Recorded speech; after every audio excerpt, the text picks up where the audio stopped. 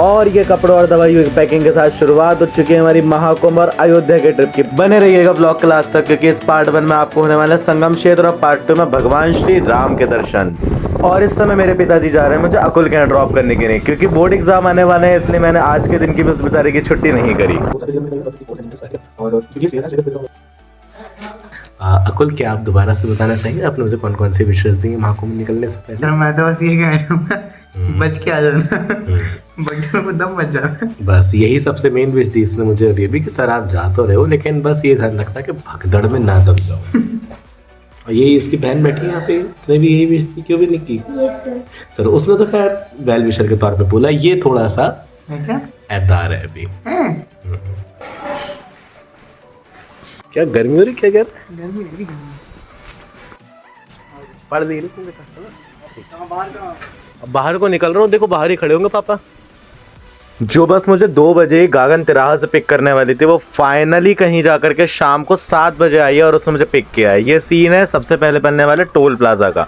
बस में चढ़ गया था, मैं ड्राइवर के केबिन में बैठा हुआ हूँ इस समय। एक्चुअली बस काफ़ी ओवर बुक्ड थी, तो इस समय हम लोग लगभग 8 लोग ड्राइवर को एक्सक्लूड करके ड्राइवर के केबिन में ही बैठे हुए हैं। अपना चालान कटवा दिया मेरा, अब सारा पुलिस पीछे पड़ जाएगी।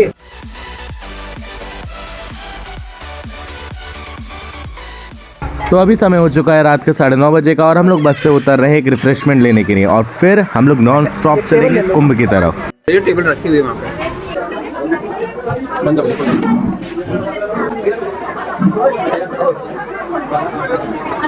मेरा पानी आधा रह गया है, खाना पीना जरूर खा चुका हूँ, खाना भी मेरा आधा रह गया है बस। अब बस फटाफट हम लोग निकलने के प्लान में हैं, और आप ये मान करके चलो कि यहाँ से लमसम 10 घंटे का रास्ता बचता है। 10 बज रहे हैं, आप लोग लगा लो रहने के लगभग सुबह 8 बजे तक हम लोग प्रयागराज पहुँच चुके होंगे।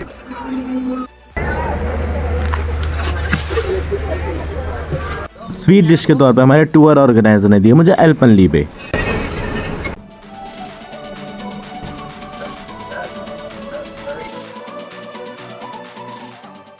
अभी बस कुछ देर के लिए रुकी हुई है, तो मैं बस से उतरा हूँ। अभी पानी की बोतल अपने ने ली है, क्योंकि मेरा पानी खत्म हो गया है यार। मेरा अभी समय हो रहा लगभग 3:30-4 बजे का समय, और मेरा पानी 2-2:30 बजे खत्म हो चुका था। तो ठीक है, अच्छा हुआ बस यहाँ पर रुक गई। सो फाइनली लगभग आधे घंटे बाद में अब हमारी बस तैयार है चलने के लिए, और मैं भी ये बस थोड़ी देर के लिए लेटूंगा दोबारा से।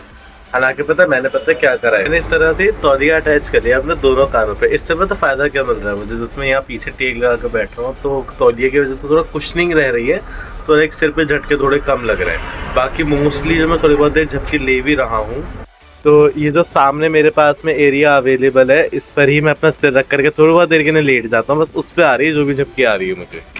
वरना भाई साहब मथुरा वृंदावन के बाद में ये वो अगली पहली ऐसी रात आ रही है जिसमें मैं इतनी देर तक जग रहा हूँ ना, पूरी रात जाग पाना is not my cup of T seriously.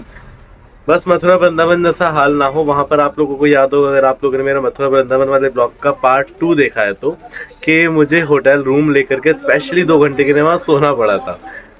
Hope for the best.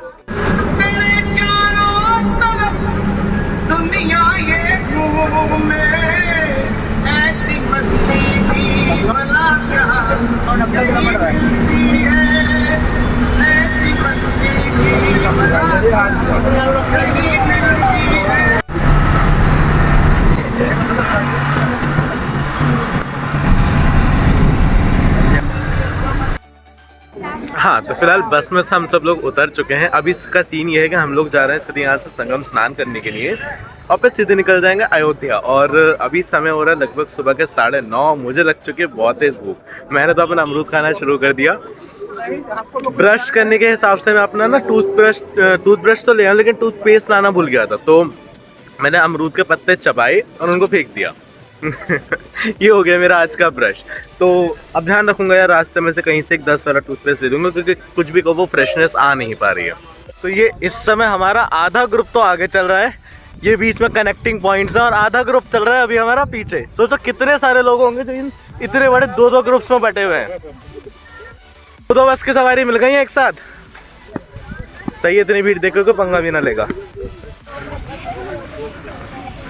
देखो ऐसा है, मैं तो चल रहा हूँ पीछे पीछे, क्योंकि मुझे रास्ता वगैरह तो कुछ पता है नहीं। जहाँ सब लोग जा रहे हैं बस उनके पीछे पीछे हूँ, और मैं बहुत आगे तक आ गया हूँ, एज तक।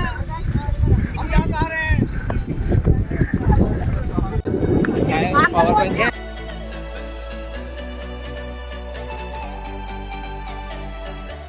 देखो हमारी सारी की सारी क्राउड आ रही है पीछे से, सब अकेले सिहारा वाले, मुरादाबाद वाले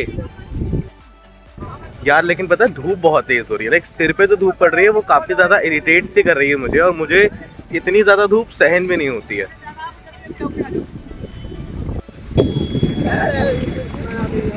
अरे 10 किलोमीटर बचा है अभी, 10 किलोमीटर। सीन पता है क्या है, हम लोग जब वहाँ से निकले थे तो हमें बताया था कि संगम लगभग 4.5-5 किलोमीटर दूर है, ठीक है। लेकिन अभी जब हम लोगों ने आसपास से आते हुए संत लोगों से पूछा तो उन्होंने हमें बताया कि भाई साहब आप लगभग 3.5-4 किलोमीटर चल चुके हैं और लगभग 10 किलोमीटर संगम अभी आपसे और दूर है। तो मुझे लगता है शाम से पहले तो हम लोग इन सब चीज़ों से फ्री होने वाले नहीं है। और अब जा रहे थे कुंभ में, ही हमारे टूर गाइड है, जा रहे हैं कुंभ में, ये हमारे टूर गाइड है भाई साहब। यार आदमी बहुत बढ़िया है यार, बहुत कायदे से मैंने जा रहे हैं भाई साहब, कुंभ नहा रहे हैं। बोलो गंगा मैया के। बताइए कितना है 10 किलोमीटर? भाई और ये सामने, ये रहा, ये टीन शेड के पास में 10 किलोमीटर बस। ये सामने देखो चमक रहा, वो लाइट लग रही सामने से, वो मात्र 10 किलोमीटर, मात्र 10 किलोमीटर। ये रहा 10 किलोमीटर भाई साहब। पता नहीं चलेगा बात करते करते, यही में नहाएंगे हम लोग अब। हाँ। सबसे मेन दिक्कत इस समय चलने में ये जो गड्ढे हो रखे हैं ना, इन गड्ढों की है यार। और देखो मेरे पैरों की हालत क्या हो रखी है, ऐसा लग रहा है जैसे पॉलिश के कारखाने से निकल करके आया हूँ मैं अभी अभी। यार ये रेत कितनी चमकती हुई रेत है यार, सीरियसली।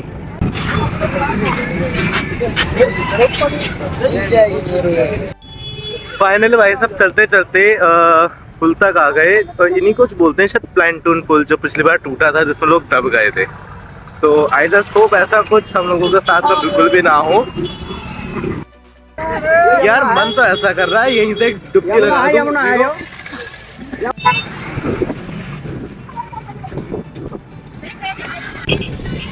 फिलहाल का सीन ऐसा है कि हम लोग इस प्लांटून पुल पे हैं तो सही, लेकिन आधे लोग हमारे साथ से कहाँ हैं और बचे हुए आधे कहाँ हैं इसकी हमें कोई जानकारी नहीं। अपना खुद का ध्यान रखते हुए आगे बढ़ना पड़ रहा है, सारा रास्ता खुद के दिमाग में मैप करना पड़ रहा है। हालांकि सबसे अच्छी बात यह हमारे टूर गाइड हमारे साथ में इस समय अभी भी और कुंभ का एहसास करा रहे हैं। तो ऐसा कुंभ अभी भी हम लोग नहाने जा रहे हैं। हाँ, यमुना जी का पुल पार कर रहे हैं हम, पीपा पुल, यमुना जी का पीपा पुल कहते हैं इसे? हाँ, पीपा पुल बोलते हैं। अच्छा, ये पीपा पुल होता है। देखिए कितनी अच्छी जानकारी दी सर ने हमें। भैया आप आगे चलो, आप आगे। इस पुल पर चढ़ने के दौरान दहशत का माहौल बना हुआ था, क्योंकि याद आ रहे थे वो सब लोग इसके नीचे दब के मरे थे यार, बेचारे वो लोग।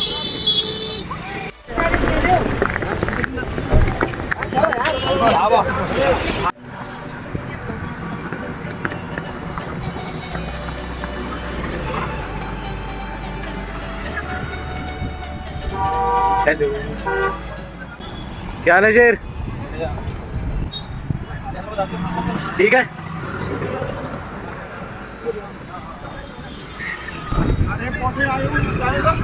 सब बढ़िया, सब फर्स्ट क्लास। अरे जगाना तो लगाते हुए जाओ यार, तुम लोग तो जवान आदमी हो। ओ गंगा भैया की ना, ये वाला जो गेट क्या हाल है भाई साहब? अब ये पता नहीं मुझे कि हर्षित कहाँ रह गया, लाइक कुछ ज्यादा ही पीछे छूट गए ये लोग। ये मेरे दोनों भैया नए सब्सक्राइबर्स।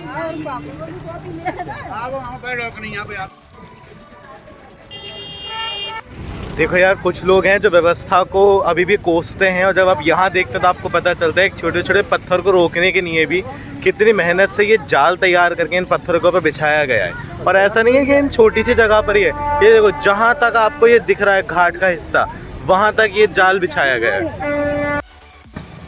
कुल मिलाकर के मैं तो ये कहूँगा उत्तर प्रदेश सरकार ने काफ़ी ज़्यादा मेहनत करी है महाकुंभ के लिए, और सभी तैयारियां अपने हिसाब से उन्होंने बहुत बेहतर कर रखी है। वैसे कुछ भी कहो, आज क्योंकि धूप बहुत ज़्यादा है इसलिए मैं वापस से अपने दुल्हन वाले रूप में आ गया। अगर आप लोगों ने देखा है मेरे बालाजी के ब्लॉग का फर्स्ट और सेकंड पार्ट तो आप लोगों को पता होगा कि डायरेक्ट धूप मेरे अगर चेहरे पर पड़ती है मुझे वो सहन नहीं होती, पता नहीं इरिटेशन सी होने लगती है। तो मैं कुछ ना कुछ इंतज़ाम करके चलता, तो अभी भी लेके आया था मैं ये अंगोछा, पहन लिया। कोटी धाम। यहाँ लगातार वेद मंत्रोच्चारण के जरिए हवन किया जाता है।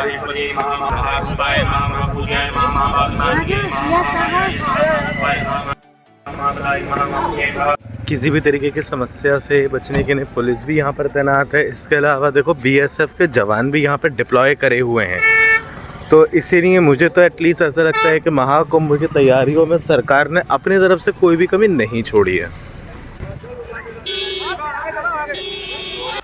अभी हुआ यह है कि त्रिवेणी संगम जाने के लिए रास्ता 2 हिस्सों में बढ़ जाता है। चौराहे से आप सीधे जाकर के भी त्रिवेणी संगम जा सकते हैं और लेफ़्ट मुड़ेंगे तब भी त्रिवेणी संगम आ जाएगा। मैं लेफ़्ट में मुड़ चुका हूँ, कुछ लोग और हैं मेरे साथ में, और वहीं कुछ लोग उस चौराहे से सीधे जाकर के त्रिवेणी संगम की तरफ भी जा चुके हैं। तो थोड़ा सा अलग अलग हो गए हम दोनों एक दूसरे से। हालांकि जहाँ हम लोग मेन त्रिवेणी संगम ही रहे मिल गए वहाँ पे तो एक दूसरे से अलग बात है, वरना डिसाइड ये हुआ है कि सीधे हम लोग एक दूसरे से बस पे मिलेंगे। अब लेट अस सी कितना समय लगेगा। सुबह 9:30 बजे से लगातार 5 घंटे चल रहा हूँ और सामने आ चुका है मेरे संगम का घाट, और अब यहाँ पर करने वाला हूँ मैं स्नान। तो फाइनली मैंने लगा लिया संगम में डुबकी और 144 साल में आने वाले इस एक मौके को मैंने ग्रैब कर लिया है। सीन ये हुआ था कि क्योंकि बस से हम लोग 50 लोग एक साथ आए थे, लेकिन क्योंकि लगभग सभी लोग इधर उधर हो चुके हैं और मैं अकेला पड़ गया हूँ। तो सीन ये रहा, घाट के पास में एक आंटी बैठी थी, मैंने उनको अपने बैग पकड़ा दिया, अपनी जैकेट पकड़ा दी। उन्होंने मेरे बैग और जैकेट का बहुत अच्छे से ध्यान रखा, और जब मैं वापस आया तो मेरा बैग, मेरा मोबाइल फ़ोन, मेरी जैकेट एज इट इज़ अपनी जगह थी। हालांकि थोड़ी चिंता मन में थी बैग की, इसलिए मैं ज़्यादा डुबकी नहीं लगा पाया। मैंने बस शायद 13-14 डुबकियाँ लगाई हैं इन टोटल। लाइक मुझे पसंद है नदी में नहाना, अगर मेरे पास समय होता तो शायद मैं उसको 50 तक भी लेके जाने की कोशिश करता, बट ऑल ओके। और सबसे अच्छी बात यह है कि मैंने जो स्नान करा वो एग्जैक्ट त्रिवेणी संगम में ही करा, कहीं इधर उधर के किसी और घाट पर नहीं। इसलिए मुझे और अच्छा लग रहा है कि फाइनली चलो काफ़ी देर चलने के बाद ही से, लेकिन जो मेरा स्नान हुआ वो त्रिवेणी के घाट पर ही हुआ। अब देखो, क्योंकि सुबह 9:30 से चल रहा था, मैं अभी 2:30 बज रहा है ना, यानी कि लमसम 2 बजे आया था मैं। तो इतना ही समय मानो बैक ट्रैक करके बस तक पहुँचने का। रात हो जाएगी, कोशिश ये करूँगा मैं कि अंधेरा होने से पहले मैं बस तक पहुंचूं। बट हाँ, मेरे मोबाइल फ़ोन में चार्जिंग बहुत ज़्यादा कम है, तो इससे ज़्यादा वीडियो शूट में अभी कर नहीं पाऊंगा। तो आप लोग जैसे भी मैनेज कर लेना, बालों को इग्नोर करना, क्योंकि कंघा मेरा लेके आया हूँ मैं, साथ में भूला नहीं हूँ इस बार। लेकिन सीन ये हुआ है कि कंघा मेरा है दूसरे वाले बैग में। मैं ये एसेंशियल वाला जो बैग था अपना जिम बैग, बस यही लेकर के आ गया। ओह, काफ़ी अच्छा एक्सपीरियंस है अकेले घूमने का। देखो honestly speaking, this thing is really awesome, seriously बहुत टेस्टी लगती है। लेकिन बिना प्याज के खाने में थोड़ा सा मज़ा कम आ रहा है, लेकिन एकादशी है तो मैनेज करना पड़ेगा। मैं 2:30 बजे संगम में से निकल गया था, अभी 3:15 का समय है, और अभी भी मुझे काफ़ी दूरी तक चलना है। एक आइडिया से अगर मैं आप लोगों को बताऊं कि मुझे कहाँ तक जाना है, तो ये देखिए, सबसे पहले आपको ये थोड़ी दूरी पर सफ़ेद बलून दिख रहा है। इस सफ़ेद बलून के पास में जो ये मीनार टाइप दिख रही है आपको छोटी सी, ये एक्चुअली एक टावर है कंस्ट्रक्शनिंग या अंडर कंस्ट्रक्शन ब्रिज का। तो बस यहाँ तक पहुँचना है हमें, और रास्ता बहुत घूम फिर करके है और बहुत ही ज़्यादा लंबा है। मुझे ऐसा लग रहा है कि शायद रात हो जाएगी पहुँचते। Hope for the best, ready for the best. आज महाकुंभ में काफ़ी साधु संत आए हैं, हालांकि कुछ मुझे ये ऊंट पर दिखे आते हुए, कुछ इस तरह से। ठीक है, ऊंट का इस्तेमाल करना अगर आप चलना फिरना कम चाहते हैं तो, लेकिन जिस तरह से ऊंट को खींच के लेके जाया जा रहा था, मुझसे तो नहीं देखा जा रहा था। मुझे कम पसंद आई ये चीज़। साधु संत हैं, कुछ कहना नहीं चाहिए, लेकिन थोड़ा सा ऊंट के साथ में व्यवहार शायद और बेहतर हो सकता था। मैं रास्ते में ही था, मुझे लगभग अभी 1 से 1.5 घंटा लग जाता बस तक पहुंचने में। इस बीच मुझे भैया मिले और भैया ने बोला कि यार क्यों परेशान हो रहे हो, रुको मैं पहुंचा के आता हूं। और अभी मैं भैया के साथ में हूं और ये मुझे भैया बस तक छोड़ कर आने के लिए तैयार। मतलब जो मैं 1.5 घंटा लगता मुझे, वो काम मेरा सिर्फ और सिर्फ 15 से 20 मिनट में निपट जाएगा। देखो मेरी बस के पास में आ गया हूँ मैं, बस 200 मीटर दूर है मेरे से, और पता है मुझे लगते लगभग 1.5 घंटे इस बस तक पहुँचने में, जो मैं मात्र 15 मिनट में इस बस के पास आ गया। सीन क्या हुआ, जब मैं जा रहा था नहाने के लिए संगम में, तो इन भैया से मैं बातचीत करते हुए जा रहा था, ये तब वहीं पे जा रहे थे, पैदल ही थे ये खुद भी। तो तभी मेरी इनसे बोलचाल शुरू हुई। फिर उसके बाद मैं अपने स्नान करने निकल गया, ये अपने निकल गए होंगे कुछ काम से। तो मैं वापस लौट रहा था, ऑन रोड था जब मैं, तब इन्होंने मुझे रास्ते में देखा, ये स्कूटी पे थे। बोलो अरे तुम कहाँ जा रहे हो? मैंने कहा भैया ऐसे ऐसे सीन है, तो थोड़ा सा एक तरह से कह लो कि भटक सा गया हूँ, पहुँच रहा हूँ बस धीरे धीरे करके। बोला रुको भाई साहब, ये मुझे स्पेशली छोड़ करके गए यहाँ मेरे बस के पास तक। और सबसे मेन चीज़ पता क्या रही, लोग यहाँ पे छोड़ के आने के, जहाँ पे मैं था वहाँ से इससे मात्र 10 किलोमीटर के 800 से 1000 रुपये तक चार्ज कर रहे हैं। इन्होंने लिटरली 1 पैसा चार्ज नहीं करा मेरे से। मैंने इनसे बोला भी कि अगर आप लोग, तो मेरे से बोलते हैं ये देखे आप मेरा अपमान कर रहे हो। जैसे उन्होंने ये वर्ड यूज़ करा, मुझे तुरंत वो पैसे अंदर रखने पड़े वापस से, क्योंकि उसका कोई आंसर था नहीं मेरे पास में। तो ये कोइंसिडेंस रहा आज मेरे साथ, और काफ़ी अच्छा रहा। चलो मैं बस में बैठता हूँ जल्दी से ना। हाँ, तो मैंने अपने पानी की बोतल भर ली है, फ्रेश हो गया हूँ मैं। लाइक अब मैं बाकी लोगों का इंतज़ार कर रहा हूँ। जहाँ मुझे पहले ऐसा लग रहा था कि बाकी लोग सबके सब जल्दी पहुँच जाएंगे और मैं बहुत ज़्यादा लेट हो जाऊँगा, उन भैया की वजह से इसका उल्टा रहा। लाइक मैं काफ़ी समय से पहुँच गया था, जल्दी क्या आएगा। अब यहाँ से हम लोग बस में बैठ करके निकल जाएंगे सीधे अयोध्या के लिए, और अयोध्या का जो भी अपडेट रहेगा वो मैं आप लोगों से जल्दी शेयर करूँगा। ये बस नहीं मिलती मेरे को। फाइनली लगभग 1 घंटा इंतजार करने के बाद आए बजेटा जी वापस, ठीक है, लेकिन चलो आ गए।